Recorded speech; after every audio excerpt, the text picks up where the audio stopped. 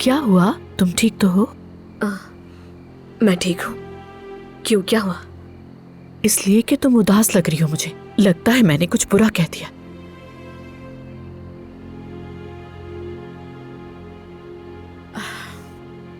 ज़मरुद, माफ करना मुझे।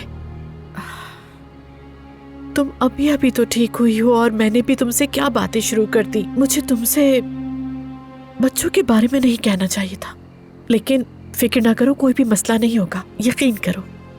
वैसे तुमने अपने डॉक्टर से बात तो की होगी ना?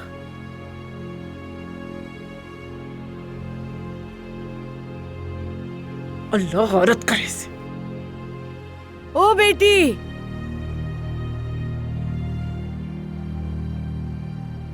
हाँ, तो तुम यहाँ बैठी हो? जी हाँ, यहीं बैठे हैं हम दोनों। क्या हुआ अम्मी?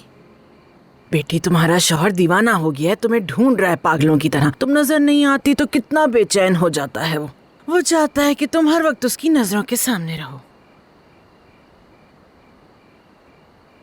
ठीक है अम्मी, आ रही हूँ, मैं चलती हूँ। हाँ, आ जाओ मेरी जान, शब्बा खैर।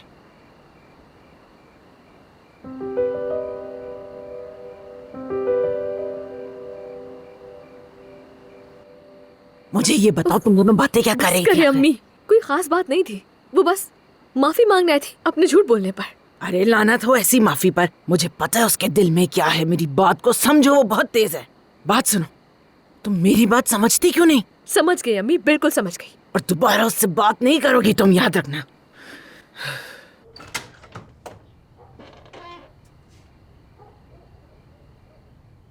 अदनान कहाँ है? आप तो कह रही थी वो इंतजार कर रहे हैं। इंतजार तो कर रहे थे, लेकिन फिर वो बच्ची को देखने चले गए। अच्छा ठीक है। ज़मरुद, बात सुनो, तुम वो उस बच्ची वाले मामले को अब हल कर लो बेटा, ताकि वो बार बार वहां ना जाए। थक ही जाएगा बेचारा अदनान। बेहतर है उसे यहीं ले आओ और तुम भी पुरसुकून हो जाओ। हाँ, तो क्या करें अम्मी? क्या हम उसे उसकी माँ से दूर कर दें? अरे बेटी, बच्ची को तो ये भी नहीं पता कि वो उसकी माँ है। क्या हो गया है तुम्हें? पता नहीं क्या बोलती हो। क्योंकि वो तो इसलिए नहीं बताता कि ईशा को एक और सदमा न लग जाए। खैर, इस बात को अब खत्म करें बस। उफ अल्लाह। ये आपकी दवाइयाँ। शुक्रिया। हाँ चलो भाई, अदनान तो आ गया वापस। अब हमें चलना चाहिए। तुम लोग आराम करो, ठीक है बच्चों? चलो, शब्बा खैर, जा रहे हैं हम।